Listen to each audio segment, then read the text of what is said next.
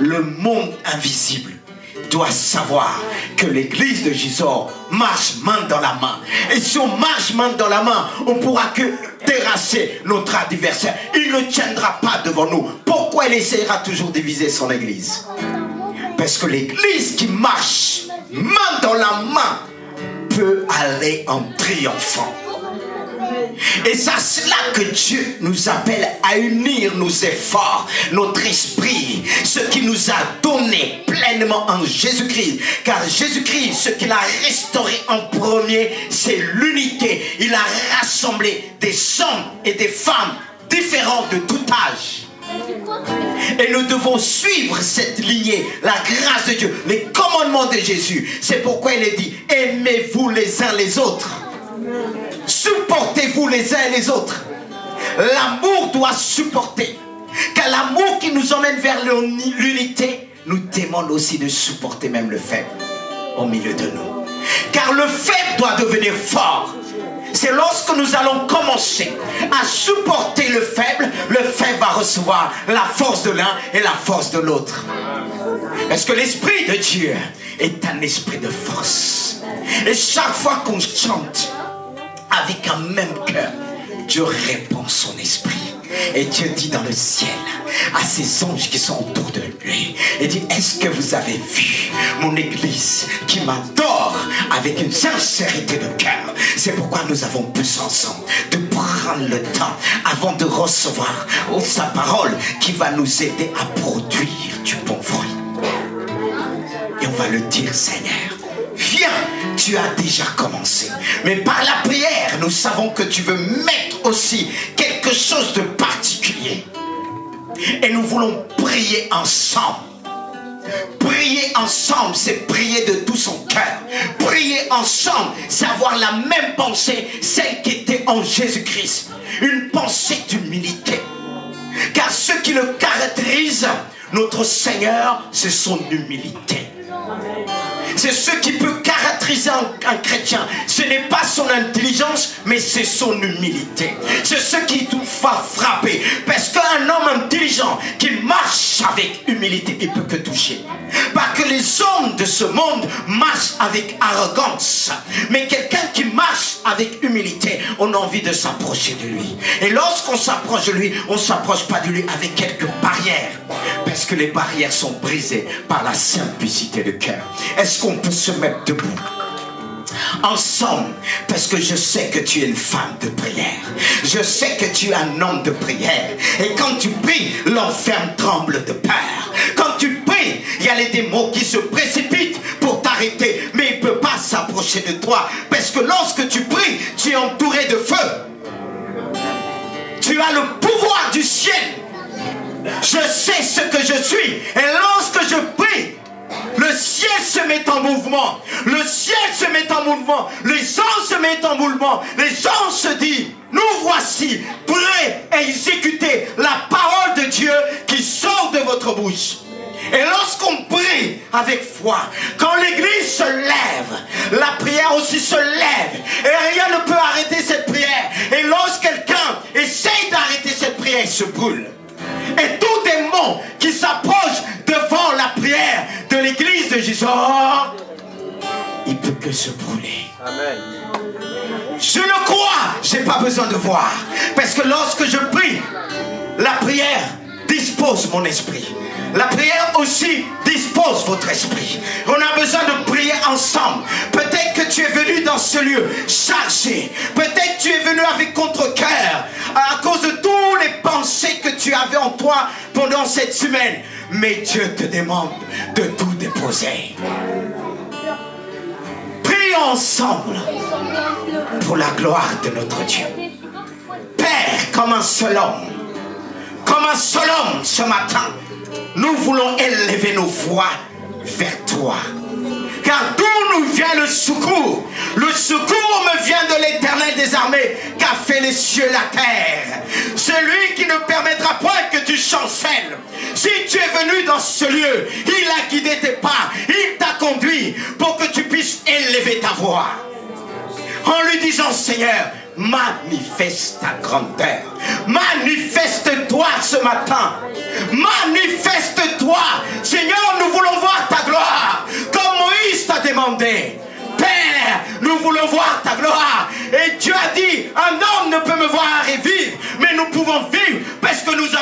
Jésus.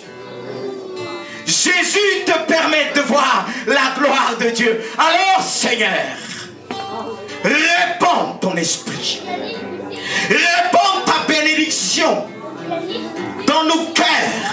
Tu vois ce cœur insensible, rends-lui insensible à ton esprit.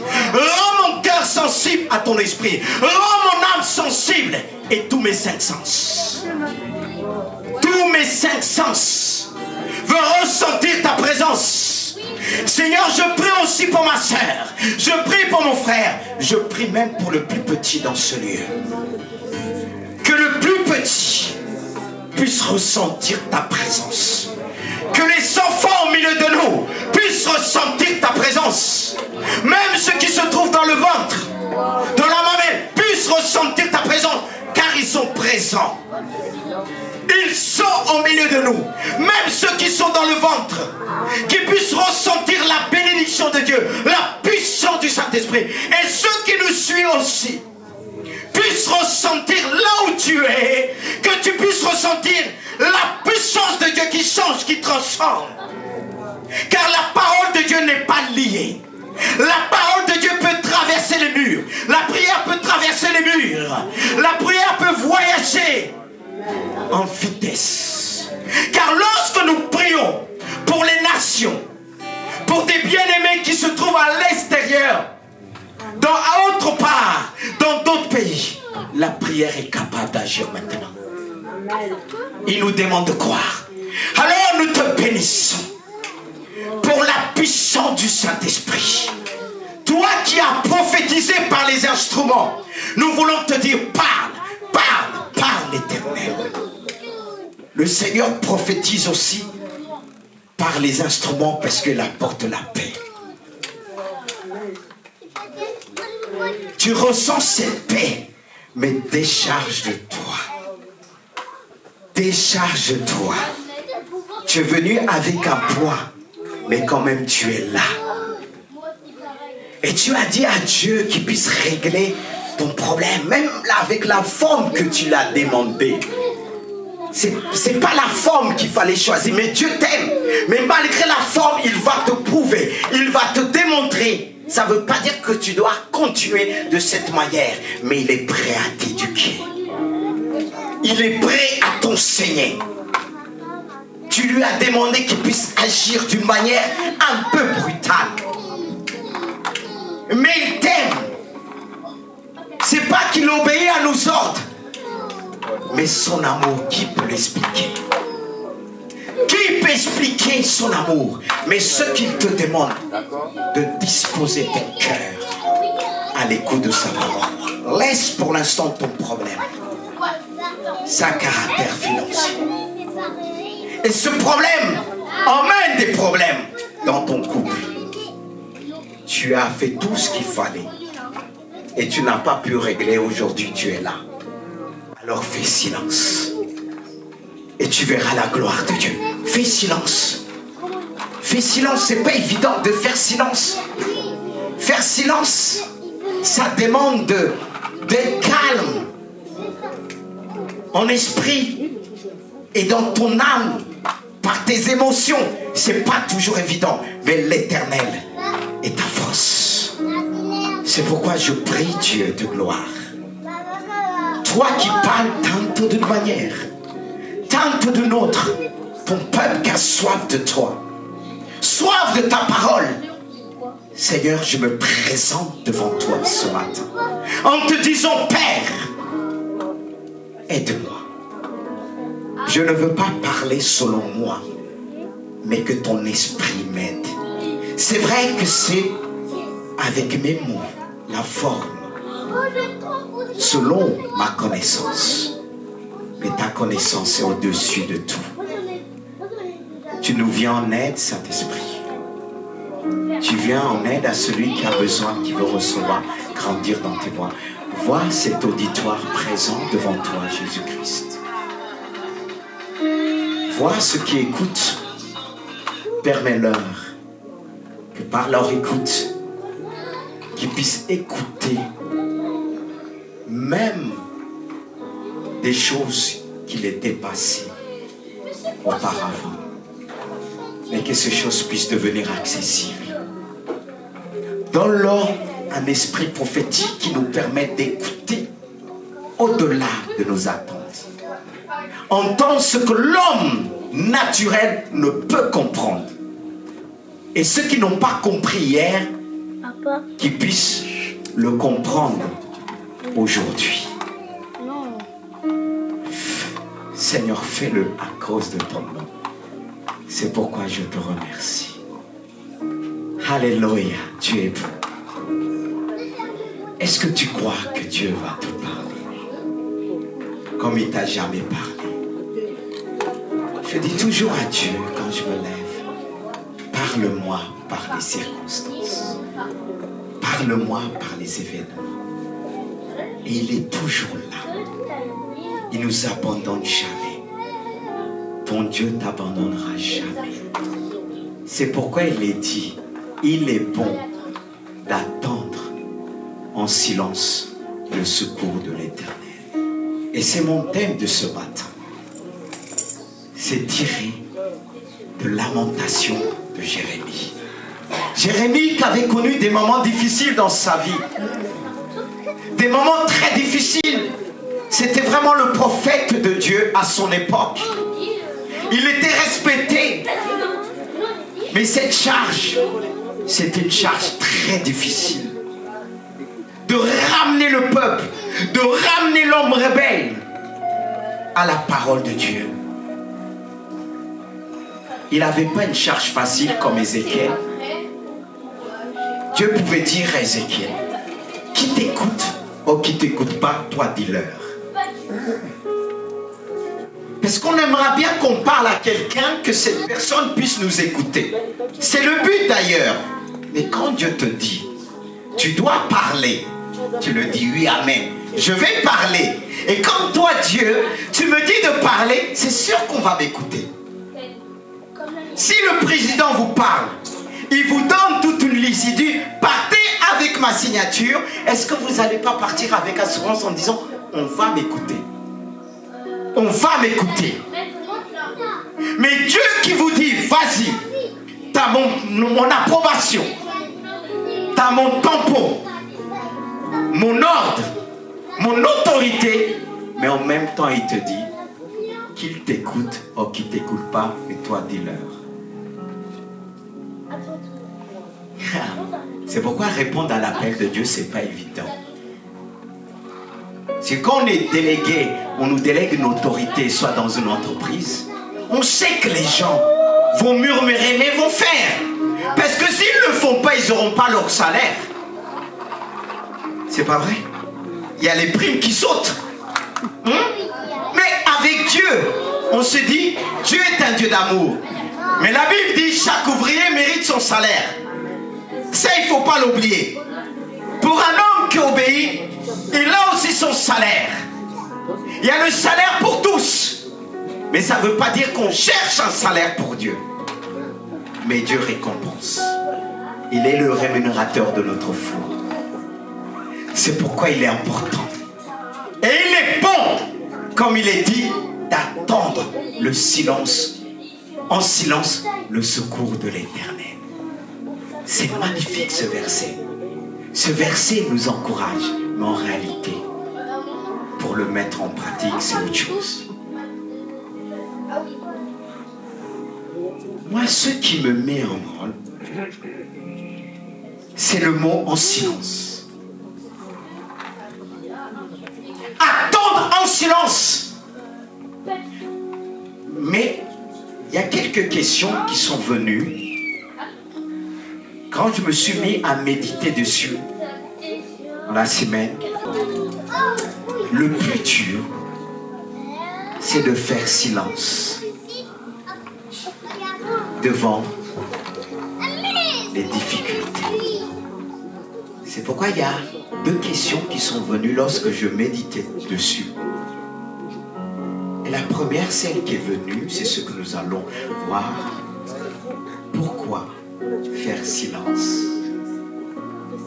Attendre en silence le secours de l'Éternel. Il y a toujours un but. Il est important de s'interroger. Il ne faut pas dire, ah oui, oui, oui, Dieu me dit de faire silence, mais il est trop haut. Papa me demande de faire silence, maman me demande de faire silence. Non, non, non, non. Et on commence à dire, qui peut faire silence?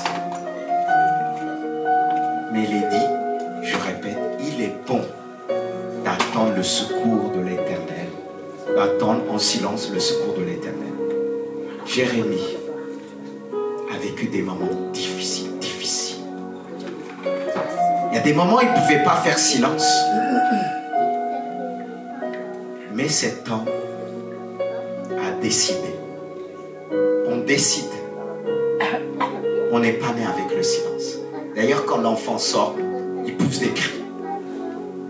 Il est silencieux dans le ventre. Après, quand il sort, pouf, c'est la guerre. La guerre commence là. La vie d'un homme, le combat commence le moment qu'il sort. Je sais que mon premier a poussé un cri. J'étais même étonné. Qui peut garder le silence? Et pourquoi attendre attendre en silence le secours de l'Éternel? Frères et sœurs, je voulais juste dire ceci, que j'ai pris le temps de souligner, parce qu'il est important de s'arrêter et de réfléchir, mes bien-aimés de Dieu. Parce qu'attendre en silence, sans murmure, est souvent l'acte de foi la plus énergique. On parle de la foi, mais c'est un acte de foi la plus énergique.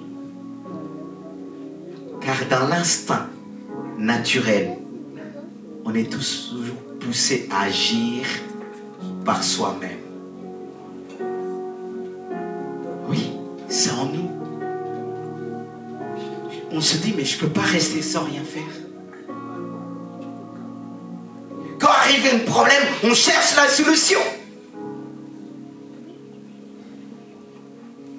Je répète, c'est pourquoi j'ai souligné. C'est l'acte de foi la plus énergique.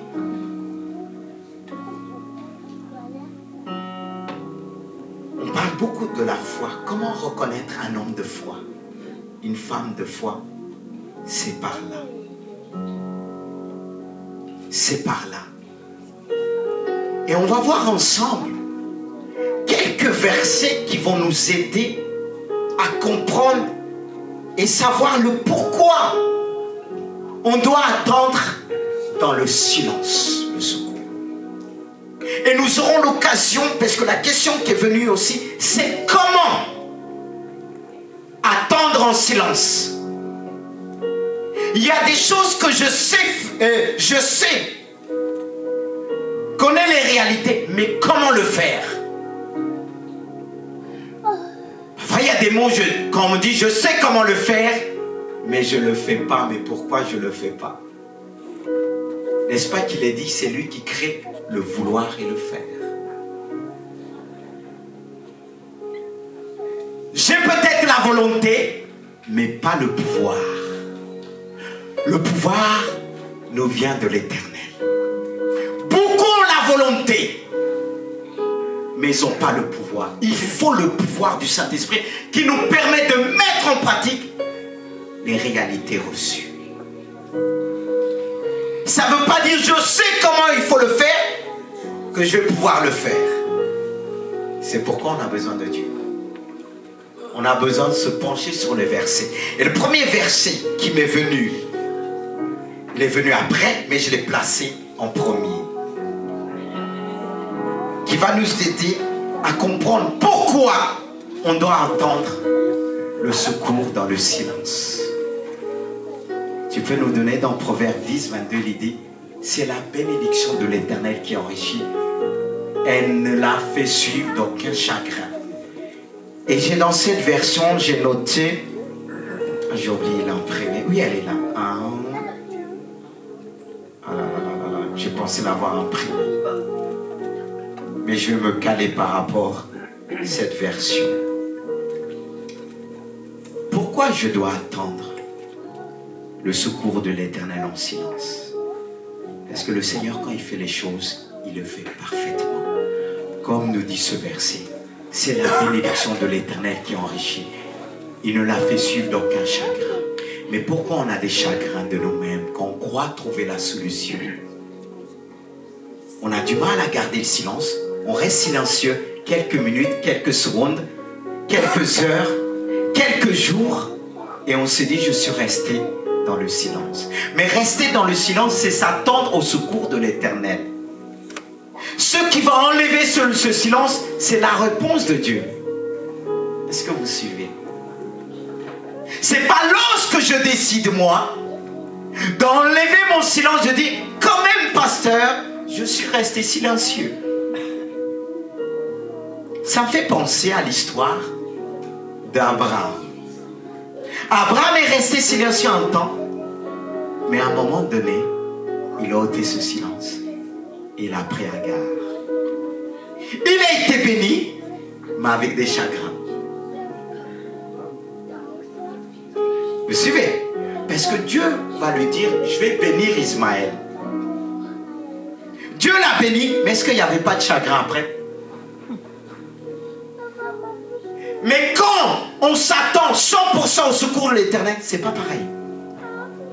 C'est là qu'il ne faut pas confondre. Il y a des moments où on va agir, on dit, vous savez, mes difficultés, c'est venu comme ça. Parce que c'est un Dieu de grâce.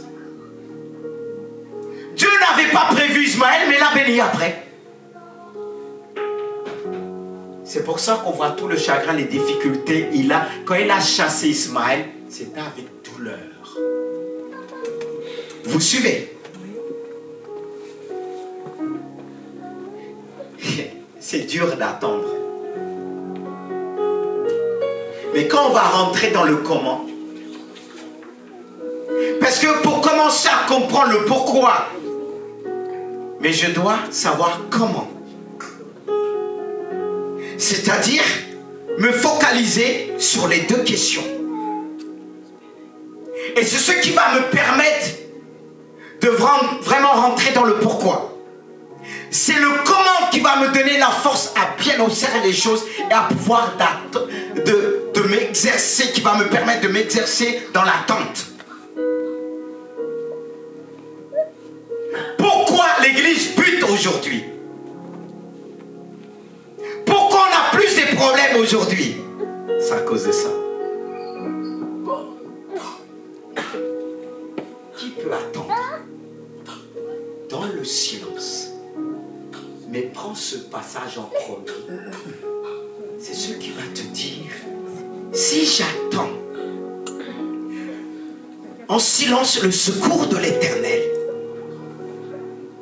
je sais une chose, il me bénira 100%. Et il n'y aura plus de tristesse. S'il m'a fait passer par la tristesse, comme il dit, ceux qui sèment avec chant, comment il dit, rappelez-moi ce passage. Ceux qui sèment avec douleur, avec tristesse, moissonneront avec chant d'allégresse. Vous suivez? Tu commences avec la tristesse. Puisque tu attends le secours de l'Éternel en chantant, en célébrant Dieu, qu'est-ce qu'il va faire? Tu moissonneras avec chant d'allégresse. Ça ne sera plus la tristesse. La tristesse, c'était au début. Mais puisque avant, et le fait que tu marches, tu t'attends au secours de Dieu dans le silence. Dieu est Dieu. Dieu est Dieu. Dieu est Dieu. Et suivez-moi encore la suite. Il y a le verset, le passage d'Isaïe qui nous emmène aussi à réaliser et à comprendre ce qui nous motive à attendre dans le silence. Et je vais demander Eric de le lire, si tu veux bien. Isaïe 30, verset 15. Car ainsi a parlé le Seigneur, l'Éternel, le Saint d'Israël. C'est dans la tranquillité et le repos que sera votre salut. C'est dans le calme et la confiance que sera votre force. Mais vous ne l'avez pas voulu. Voyez, quand Isaïe va dire au peuple d'Israël, vous ne l'avez pas voulu. Et plus loin, il dit, vous avez choisi, c'est ça, la course à cheval. On veut tout de suite. C'est pas facile de l'accepter. Mais il va dire, car ainsi parle le Seigneur. C'est Dieu qui l'a décrété. Le Saint d'Israël, c'est dans la tranquillité. Mais qu'est-ce qui donne la tranquillité? C'est rester dans un état d'esprit silencieux, dans le repos. Et il dit, c'est dans ce silence que sera votre salut. Qu'est-ce qui va produire ce salut qui est parfait? C'est quelque part, bien-aimé de Dieu, le fait que je reste silencieux va me conduire vers le salut. La panique nous conduit vers où? La panique nous conduit vers où? Vers la mort, le désespoir. Et il te dit, si tu attends le secours dans la tranquillité, dans le repos, tu verras le salut.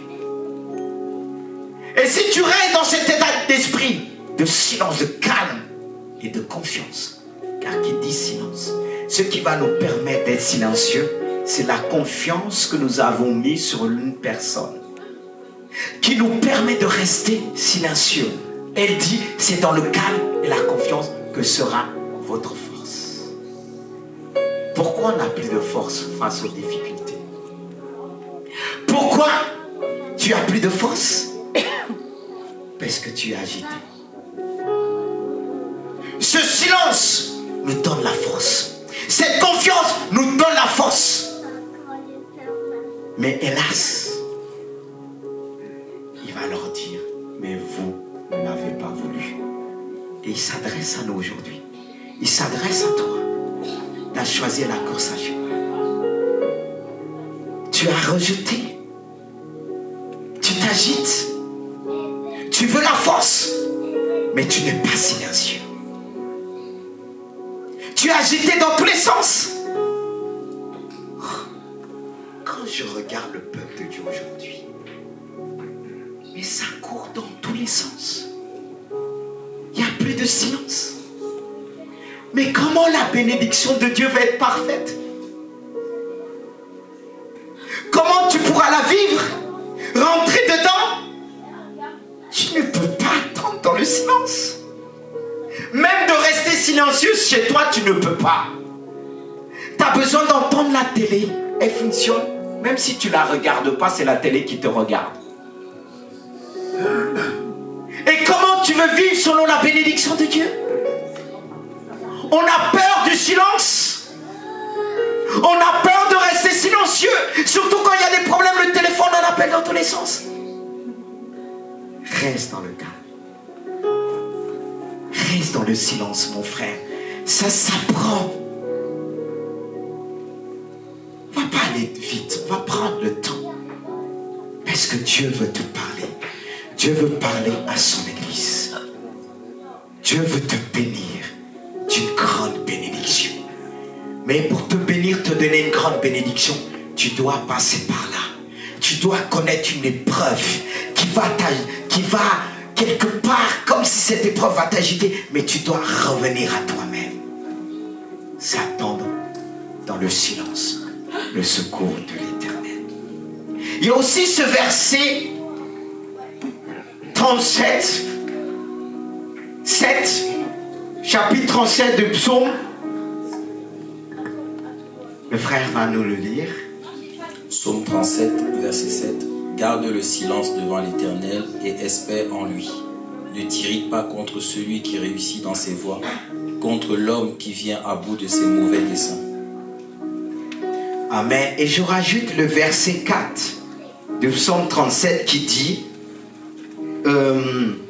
mets ta confiance en lui et il agira.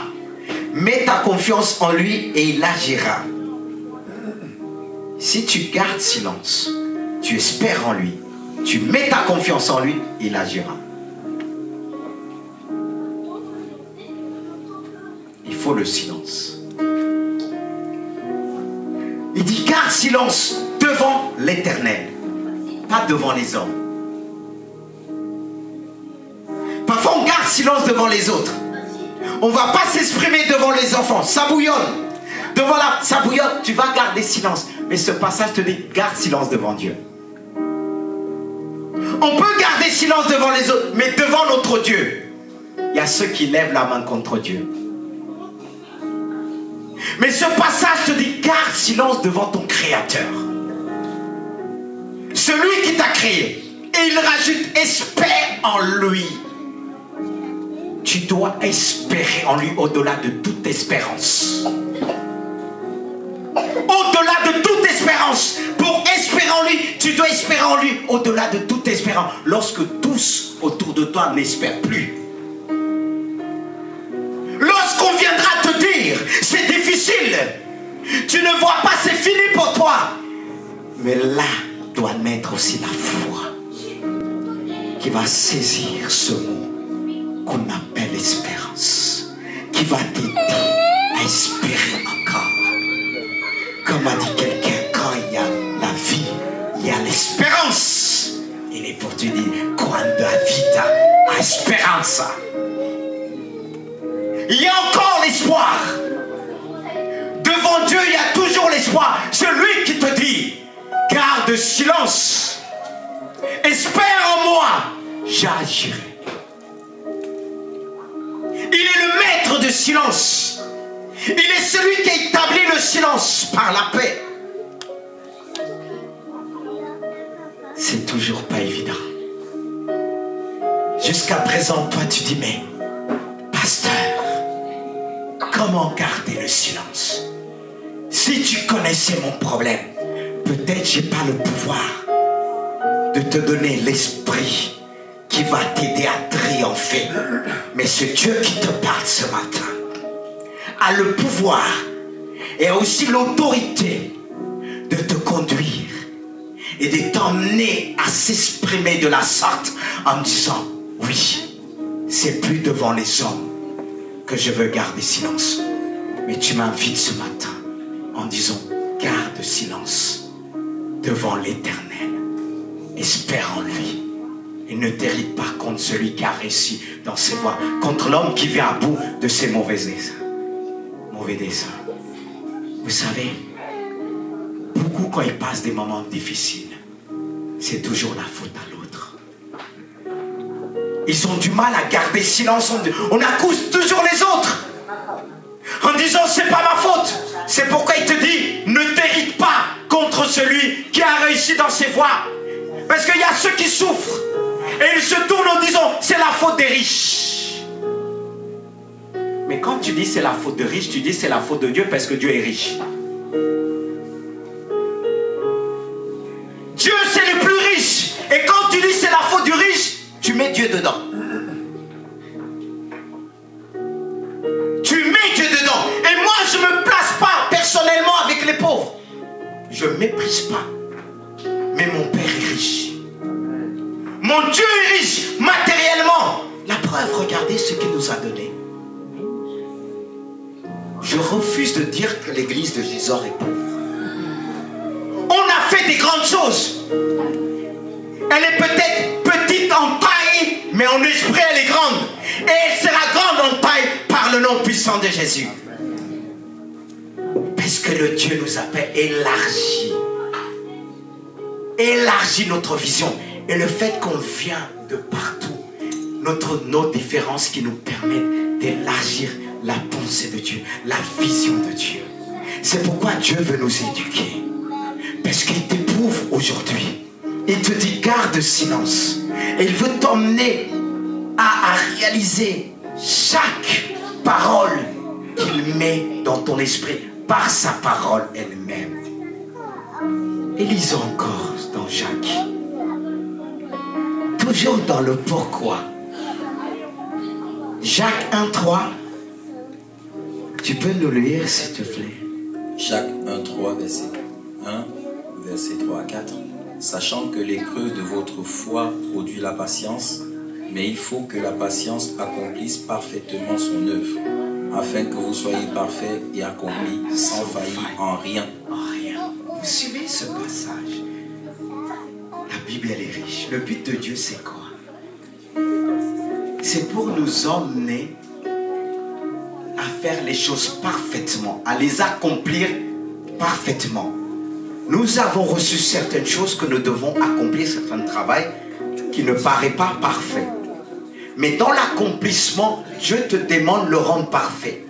Et le fait que tu vas faire les choses de Dieu parfaitement, qu'est-ce qui va te permettre? C'est l'endurance de ta foi. La patience. La patience t'aide à observer mieux les choses. Le silence t'enseigne, te pousse à observer avec l'Esprit de Dieu. Et quand tu fais les choses pas à pas, la façon que tu vas emboîter les choses, tu vas le faire parfaitement. Parce que l'Esprit va t'aider. Et dans ce silence, Dieu va balayer tout ce qui est contraire à sa parole. Il va enlever tout ce qu'il doit enlever. Et c'est dans le silence et la douleur qu'il le fait. Il est dit que Jésus-Christ a pris l'obéissance par la souffrance. Il a appris à garder le silence. Parce que Dieu voulait l'emmener, l'élever. Et il dit, c'est pourquoi Jésus-Christ a été souverainement élevé. Et Dieu veut te donner l'élévation. Il veut que ton élévation puisse être parfaite. Il veut te donner la perfection. Or, nous avons l'habitude de dire, je ne suis pas parfait. Mais ce passage te dit encore, je répète au verset 4, mais il faut. Oui, c'est il faut. C'est comme Dieu te dit, il faut. Au-delà de tes pensées. Dieu sait que tu l'aimes. Mais le moyen qu'il va choisir, c'est ça qui peut poser problème, blocage. Parce qu'on n'aime pas souffrir. Mais tu aimes Dieu. Dieu regarde par rapport à l'amour. Et puis s'il voit l'amour que tu as pour lui, il va te dire, il faut. Dis avec moi, il faut que la patience, en le silence, accomplisse parfaitement son œuvre. Ce temps de silence, c'est un temps de patience. Que Dieu t'apprend à patienter. Et c'est là que tu vas pouvoir accomplir parfaitement son travail. Ce qui nous a confié, dans tout ce qui nous a confié, Dieu nous éprouve pour nous emmener parfaitement à accomplir son œuvre. Alors il faut passer par là. C'est incontournable. C'est incontournable. Qu'on le veuille ou pas, si tu aimes Dieu, tu veux aller plus loin. Tu veux conduire, tu veux diriger, tu veux gouverner, tu veux manifester la puissance de Dieu. Il y a des moments que Dieu garde silence. Même dans le don qu'il t'a donné. Tu vas être là, tu dis, Seigneur, est-ce que je péchais? Rien ne se fait.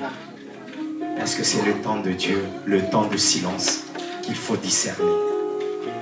Mais tous ont du mal à discerner ce moment-là. Abraham a eu un moment de silence. Abraham qui a entendu l'appel de Dieu, la promesse de Dieu, il y a un moment, il y a eu le silence. Tellement il y a eu le silence, c'était dur d'attendre. Et sa femme était en train de vieillir. Lui, il vieillissait aussi. Quand il se regarde comme ça, l'autre dit, alors c'est quand la promesse? Mais comment attendre? Il y a ceux qui disent, ben Seigneur, jusqu'à présent, je n'ai pas fait ce que tu m'as demandé de faire. Mais Dieu te forme. Dieu te forme. Et c'est dur de garder le silence quand on traverse le désert. Le peuple d'Israël n'a pas pu garder le silence. Et ils sont mis à murmurer. Qu'est-ce qui leur est arrivé? Les murmures. Dieu veut voir l'état de ton cœur. Il y a ceux qui sont de nature qui murmurent très vite. Dieu sait que tu as des qualités. Mais à peine quand il t'arrive comme quelque chose, tu commences à murmurer. Ferme la bouche. On dit ferme la boca. C'est important. Parce que tu déformes le plan de Dieu. Et ce que Dieu avait prévu que ça fasse une semaine, ça devient 10 ans. Et toi tu vas dire, je ne comprends pas. Comme une jeune fille qui était venue ici. À l'époque j'ai dit, mais t'es pas encore mariée. Elle m'a fait une air tellement triste, j'ai pas trouvé au... J'ai dit, mais qu'est-ce que tu avais dit qu'elle a 10 ans, à 15 ans? Mais pasteur, je ne me rappelle pas. Tu m'as dit, à quoi sert de se marier? Tu n'as pas besoin d'un homme. Hé, la bouche là, les murmures là. J'ai dit, mais tu as intérêt de délier ça. Toi-même, les murmures nous lient. Dans le silence de Dieu, Dieu travaille. Regardez si vous lisez l'Apocalypse. Je ne sais plus exactement quel passage il dit. Il y a un moment, il y avait un silence dans le ciel. Un silence d'une demi-heure, si ma mémoire se rappelle. Mais dans le silence, Dieu travaillait. C'est là que les choses, les jugements se mettent en place. Le silence permet Dieu de travailler. Le silence, il permet de t'observer et travailler à travers ta foi. N'est-ce pas que nous disons que Dieu travaille à travers notre foi? Quel est le fruit de notre foi? C'est aussi le silence. C'est ce silence qui va permettre de Dieu travailler. Mais le peuple de Dieu murmure beaucoup. Ça freine l'œuvre de Dieu. Parfois, même quand tu as raison, Dieu te dit ferme la bouche. Parce que tu as raison, mais l'état de ton esprit, l'état de ton âme n'est pas adéquat, n'est pas en harmonie. Oh Dieu, enseigne-nous. Et je passe. Ces versets sont tellement parlants. C'est là que je me dis, Seigneur, je vais me défiler à travers ce passage. Pas défouler, mais défiler. Et mon cœur aussi. 1 Pierre 7. Écoutez aussi 1 Pierre, tu peux nous le lire si tu veux bien. 1 Pierre 1,7. Afin que l'épreuve de votre foi, plus précieuse que l'or périssable qui cependant est éprouvé par le feu, ait pour résultat la louange, la gloire et l'honneur. Tu peux le relire encore. C'est vraiment la bénédiction de Dieu, elle est parfaite. Relis encore. Vous avez souvent lu ce passage? On va le relire ensemble. Tu vas le lire avec eux. Ça doit pénétrer. Le fait qu'ils vont le relire avec foi et autorité, Dieu va agir. Je le crois. Afin que l'épreuve... Est-ce que vous pouvez se mettre debout avec moi, s'il vous plaît? Vous allez le lire. Alléluia. Vous savez qu'il y a des paroles qu'on doit le relire dans la Bible, afin que cela pénètre dans notre esprit, dans notre âme, dans notre corps. Vous allez le lire avec conviction. À vous. 1, 2, 3. Allez-y. Afin que l'épreuve de votre foi, plus précieuse que l'or périssable, qui cependant est éprouvé par le feu, ait pour résultat la louange, la gloire et l'honneur lorsque Jésus-Christ apparaîtra. Le but c'est quoi? Quand il dit l'épreuve de votre foi, le silence c'est une preuve, il est plus précieux que l'or périssable. C'est-à-dire tout ce qu'on voit, ça périt. Tout ce qu'on voit de précieux que les hommes considèrent, ça périt. Mais ta foi, alléluia, c'est plus que l'or périssable. C'est-à-dire ta foi en Jésus-Christ, elle ne peut pas périr. Frère, si Dieu nous forme, même si c'est dur, de fois j'ai dit Dieu, j'ai pas envie, mais j'accepte. Oh, c'est dur. Mon corps dit, j'ai dit, c'est dur, je pleure, mais fais-le. Il faut être honnête. Des fois c'est tellement dur, j'ai dit, oh Dieu, s'il te plaît. Jésus l'a fait. Jésus a dit, si tu pouvais éloigner cette coupe. C'était dur. Mais après, qu'est-ce qu'il a dit? Que ta volonté se fasse.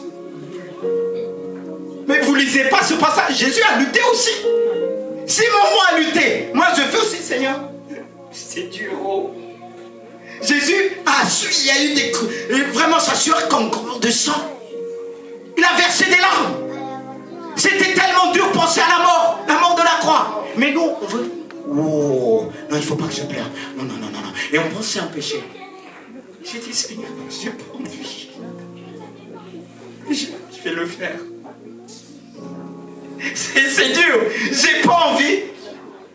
Mais que ta volonté se fasse. Ça, c'est Jésus avec ses mots. Moi aussi, j'ai mes mots. Moi aussi, j'ai mes mots. Si tu viens dire, il y a des personnes qui disent, quand Dieu leur dit, va bénir un tel. Ce témoignage, pour parenthèse, ce témoignage de Jimmy Simbala, qu'il a raconté ce témoignage, il l'a entendu lui-même. Quand il prêchait, il disait, aujourd'hui il a une église de 11 000. Mais il a été éprouvé. Cet homme a lutté pour avoir une maison.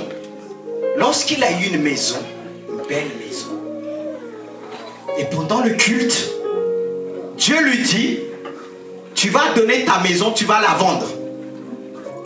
Lui, Dieu lui parle, il commence à pleurer. Les gens disent, ah, le pasteur a été visité par Dieu. Oui, c'est une visite, il combattait. Il disait, ah non, non, non, non, non, Seigneur, mon unique maison. Il pleurait. Et il va voir sa femme. Il pleure. Sa femme aussi pleure. Oui, oui, j'ai reçu la pensée. Et ils pleurent tous les deux. Mais lorsqu'il l'a fait, c'était dur, mais il l'a fait. Dieu l'a béni, il a donné au-delà. Vous pouvez vous rasseoir. Qui peut obéir comme ça? Il faut dire Dieu quand c'est, j'ai pas envie. Mais je ne vais pas dire tout le temps, j'ai pas envie. J'ai dit, mais je vais le faire. Parce qu'il y a des fois, ça ne veut pas dire que Dieu va répondre. Ça peut rester un an. Ce que tu as dit, il n'y a pas envie. Tu vas le faire, mais ça te coûte encore. Mais Dieu regarde l'obéissance. Même quand tu n'as pas l'amour pour le faire, dis-lui à Dieu. Dis-lui à Dieu. J'ai même pas l'amour de le faire. Si tu le dis, mais je vais le faire. Ça me touche aussi le témoignage de cette femme qui s'est donnée à Dieu, Madame Gbagbo. L'ancienne première femme de Côte d'Ivoire. Quand on lui a dit de prier pour celui qui a pris la place, le fauteuil, Dieu l'a dit, elle a dit, je ne peux pas. Elle a dit, je ne peux pas. Et quand elle a dit, je le fais, mais il y a tout ce qu'en moi qui refuse, mais je le fais quand même. Elle a pleuré. Mais elle l'a fait quand même. C'est ça, obéir à quelqu'un au-delà de tout. Au-delà de ma volonté, au-delà de mon amour. Je dois le faire, frères et sœurs. Et quand Dieu bénit, il s'en souvient et dit, la bénédiction de Dieu, elle est suivie d'aucun chagrin. Parce que tu as s'aimé avec douleur. Pour le faire, ça t'a coûté. David disait à Dieu, je ne ferai rien, je ne donnerai rien, ce qui me coûte rien. Ça doit coûter. Vous croyez que deux fois, Dieu nous parle, on dit Alléluia, Amen, ça sort? Non, non, non, non. Il faut être vrai. Il faut être vrai. Et deux fois, quand Dieu va utiliser le pasteur, on va dire ça, c'est l'homme. Regardez Élie, cette femme qui venait vers Élie. Cette femme qui avait presque rien à manger. Élie va vers elle et dit, j'ai que ça, une fois préparé. C'est sûr, c'est la mort qui m'attend. Élie a dit, fais tout ce que tu as dit, mais moi d'abord. Vous pensez que c'était facile à cette femme? Tout ce qu'elle a, elle vient et donne à Élie et son enfant, ils n'ont rien. Mais qu'est-ce que Dieu a fait après? Vous connaissez l'histoire? Elle manquait de rien après. Nous, on veut que Dieu nous bénisse. Est-ce qu'on est prêt à faire ça? Est-ce qu'on est prêt? Mais soyons sincères. On veut que notre église soit comme ça, comme ça, comme ça, comme ça. J'appelle aux leaders ceux qui me suivent. Il y a un prix à payer. Il y a un prix à payer. Même dans les offrandes, dans les dîmes, il y a tout ça. Parce que si Dieu te dit, prends tout ton salaire, donne-le à l'autre, tu vas dire, c'est sûr tu peux râler. Mais si tu es sûr que ça vient de Dieu, fais-le quand même. Tu vas râler, tu vas te repentir. Mais fais-le quand même. Amen. Et la deuxième question. Ne partez pas sans la dernière question. Vous voyez, j'ai pas trop choisi dans tous les sens. Deux questions, hein. C'est facile à suivre. La deuxième question, c'est et comment attendre dans le silence? Seigneur est bon, mes frères et sœurs, et plein de miséricorde pour ceux qui s'attendent à lui dans l'humilité et la repentance. C'est-à-dire la première état d'esprit que nous devons avoir, attendre dans l'humilité. Parce que comme je disais, on peut râler, mais pas rester tout de suite. Jésus n'a pas râlé, mais il se ressaisit très vite. Toutefois, non ma volonté, que ta volonté se fasse. Parce que le diable va récupérer après. Il faut avoir une force de réaction. dans les minutes qui vont suivre, tu dois pouvoir basculer de l'autre côté, de dire Seigneur c'est dur, mais je vais le faire. Et de ne pas rester dans les murmures. Jésus n'a pas murmuré. C'est là le problème. D'où l'humilité et la repentance. C'est pour ça que j'ai utilisé en premier ce passage qui nous permet de rester dans le silence. Le comment? C'est le fait de avoir la paix de Dieu. Rechercher la paix, comme nous dit ce passage. Suivez bien. Ce passage dit rechercher la paix avec tous. Avec Dieu en premier, sans oublier le Seigneur Jésus-Christ et le Saint-Esprit. Et la sanctification sans laquelle personne ne verra le Seigneur.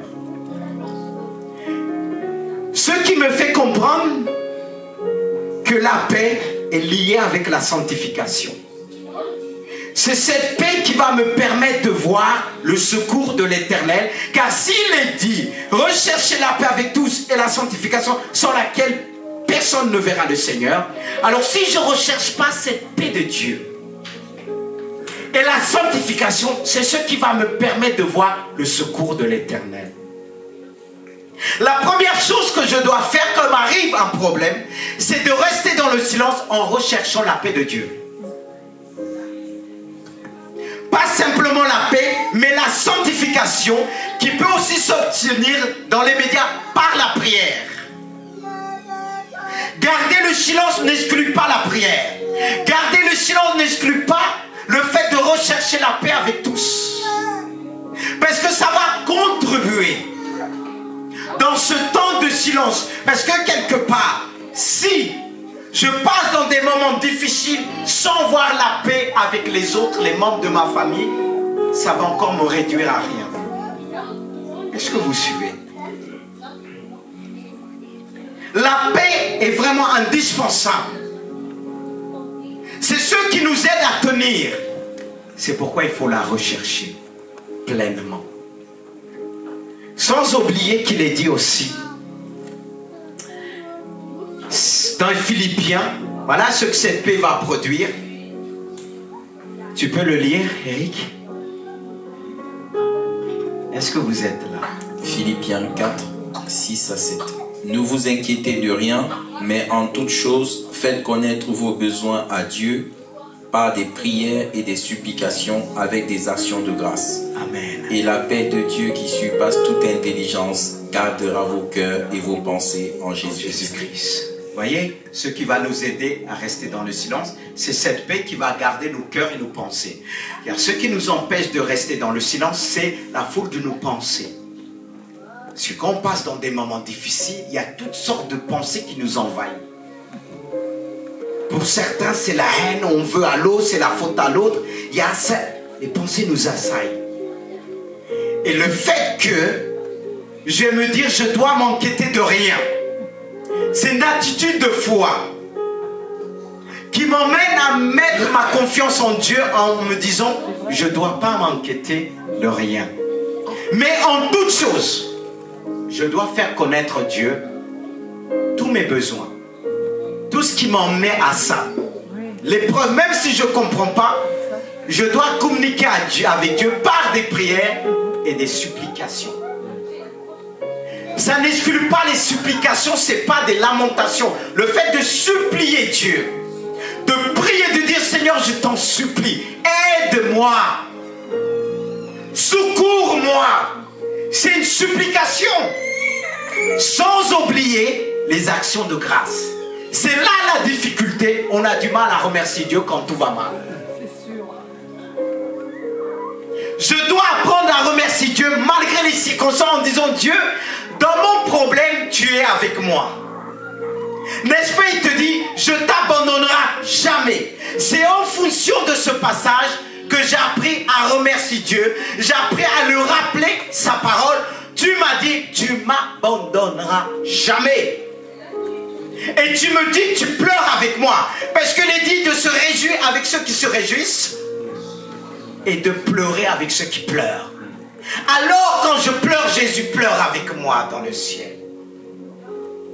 Quand je me réjouis, il se réjouit avec moi. Il intercède. Quand on est persécuté, Jésus pleure. C'est comme s'il disait, mais Père. Et le Père dit toujours, c'est pour leur bien. Est-ce que vous suivez?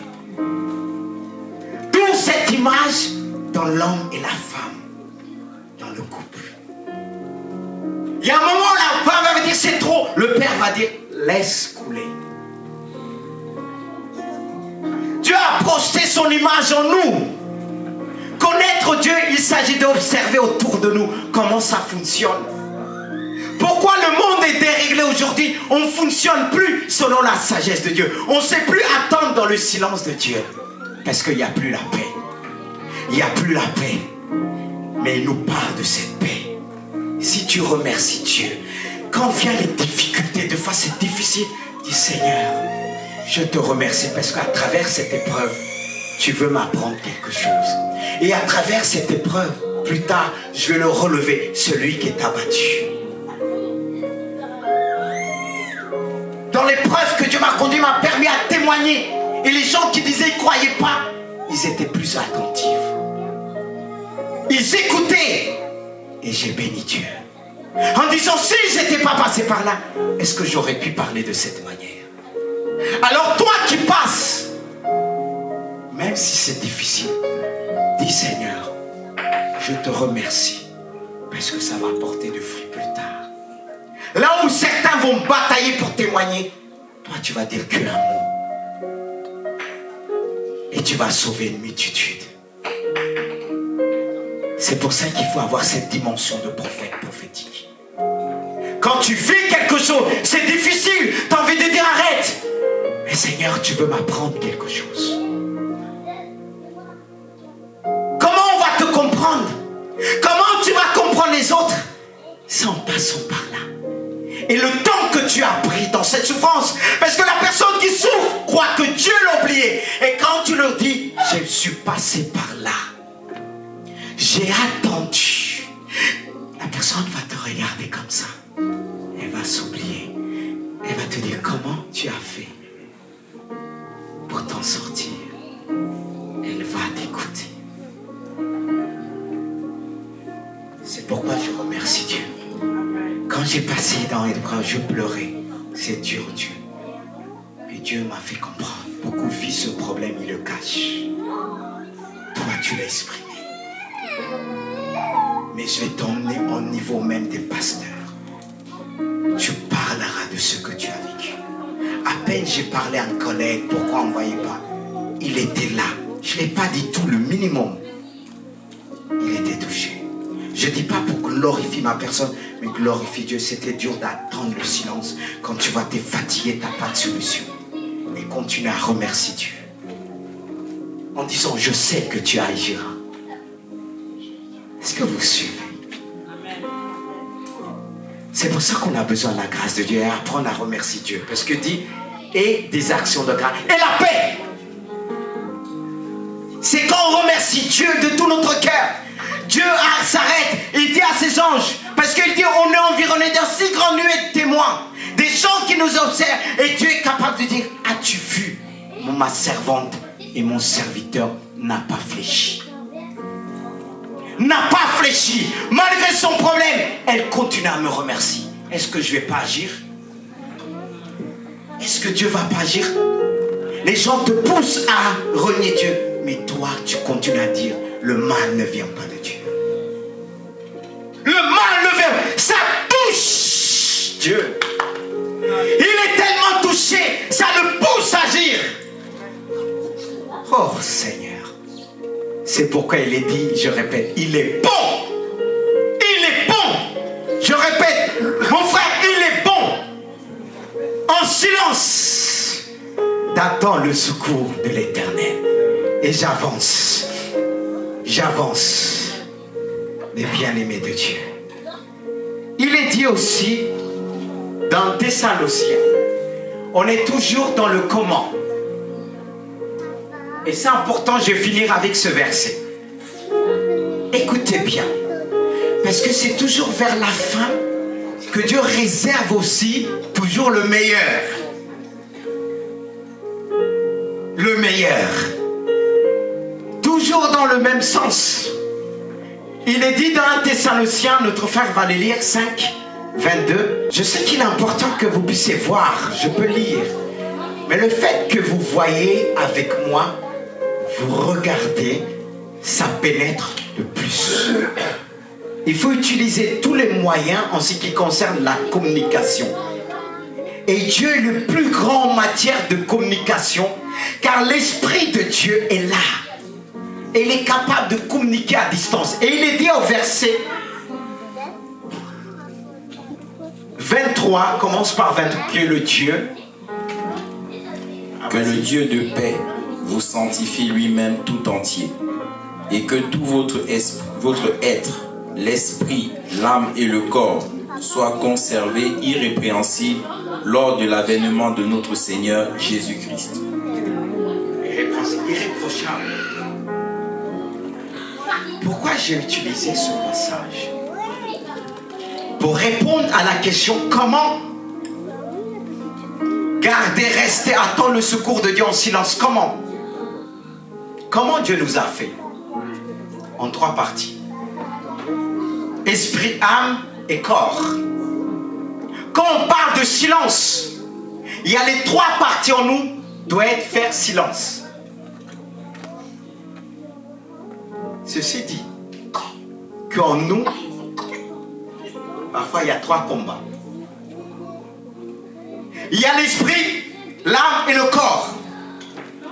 Il y a les pensées de l'esprit, de l'âme et aussi du corps. Certes, le corps peut être aussi plus lié à l'âme, sans oublier parfois l'esprit et l'âme. C'est-à-dire, si je suis incapable de faire silence en esprit, je vais rejeter Dieu. J'ai trouvé vite fait ce qui va remplacer, trouver la solution. Et ce qui appartient à Dieu, je vais le remplacer. Je vais me tourner vers une personne. Et cette personne risque de devenir mon Dieu. D'où l'idolâtrie. C'est important quand Dieu aussi agit en nous. Il éduque notre esprit. Il nous éduque spirituellement. D'où l'importance de nourrir notre esprit. C'est pourquoi les hommes sont ballottés à gauche, à droite. Ils ont peut-être l'intelligence, mais en ce qui concerne l'esprit, il n'y a rien. C'est vide. Alors comment ils pourront entendre dans des difficultés? Ils arrivent parfois à gérer certaines difficultés, mais pas tous. Et on va dire ils ont trouvé une solution. Parfois elle est diabolique. Mais nous, chrétiens, est-ce qu'on se nourrit selon la parole de Dieu? Et si on ne se nourrit pas selon la parole de Dieu, spirituellement, est-ce qu'on va tenir? Sans oublier l'âme. Qu'est-ce qui risque de nous arriver? Quand on a du mal à attendre silencieusement, on commence à paniquer, à aller dans tous les sens. C'est les troubles, la haine, la jalousie. Vous voyez comment notre âme est orientée. C'est pour ça qu'il est important de dire à Dieu: fais silence dans mon âme, dans mes pensées. C'est ainsi qu'il est dit que nous emmenons toute pensée captive à l'obéissance de Christ. C'est-à-dire, emmener toutes nos pensées captives à la parole de Dieu. La parole de Dieu doit maintenir. Sinon, notre âme, on va aller dans tous les sens. D'aujourd'hui, beaucoup de chrétiens finissent en psychiatrique. Oui. On est pasteur, on est étonné de plus en plus, il y a des problèmes. Parce qu'aujourd'hui, le peuple de Dieu, les silences les dérangent. Et les silences le fait devenir fou. Perdre la tête. Oui, au milieu des chrétiens. Oui. Pas simplement les chrétiens. Si on ne veille pas, nous aussi les hommes de Dieu. Pourquoi? Face aux difficultés, on n'a plus cette dimension de rester silencieux. Et on est troublé, on est tourmenté. On ne sait plus se tourner. C'est la peur. Et c'est la panique. Comme je disais l'autre fois, la peur, excusez-moi, la peur n'est pas un péché, mais elle peut nous pousser à pécher. Et aujourd'hui, beaucoup de panique, ils vont dans tous les sens. C'est la panique à bord, les problèmes à bord, ça crée même des disputes. Parce qu'on veut la solution tout de suite. Et au niveau du corps, qu'est-ce qui se passe? Les maladies. Le corps réagit. Mes frères, laissons ce Dieu de paix qui nous sanctifie. Sanctifie veut dire mettre à l'écart. Il aurait pu dire Dieu te sanctifie, basta, mais pas de l'esprit, de l'âme et le corps. Et c'est ce qui va te permettre, ce silence, discerner le retour de Christ. Parce qu'il dit bien, le but c'est pourquoi? C'est pour être sensible au retour de Christ. Parce que là aussi, il faut rester dans le calme, silencieux, attendre le retour de Jésus. Et beaucoup ne pourront plus attendre le retour de Jésus. Beaucoup ne pourront plus rester dans cette paix, dans ce calme, attendre le retour de Jésus. Le but c'est ça. Le but c'est ça. Est-ce qu'on peut attendre le secours de Dieu? Parce que le plus grand secours, c'est lorsque Jésus va enlever son Église. Et ce passage le précise bien. C'est le but. Parce que si tu as du mal à attendre aujourd'hui dans le silence de Dieu, comment tu vas être enlevé?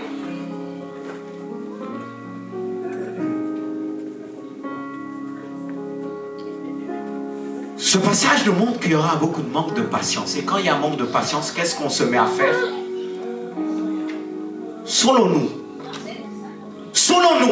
il dit bien, irrépressible lors de l'avènement de notre Seigneur Jésus-Christ. Dans ce calme, notre foi s'exerce. On a parlé de la foi. Et cette foi doit être inébranlable. C'est cette foi qui va te permettre de saisir le retour de Jésus.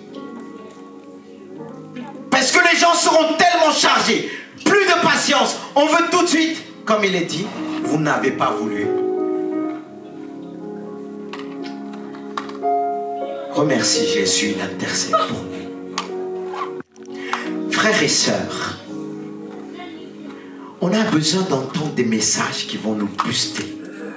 De dire, Seigneur, je croyais arriver. J'ai du mal à patienter. Quand il m'arrive quelque chose, je vais dans tous les sens. Même la nuit, je réveille mon mari parce qu'il y a quelqu'un que Dieu me dit. Tu as l'habitude de réveiller ton mari.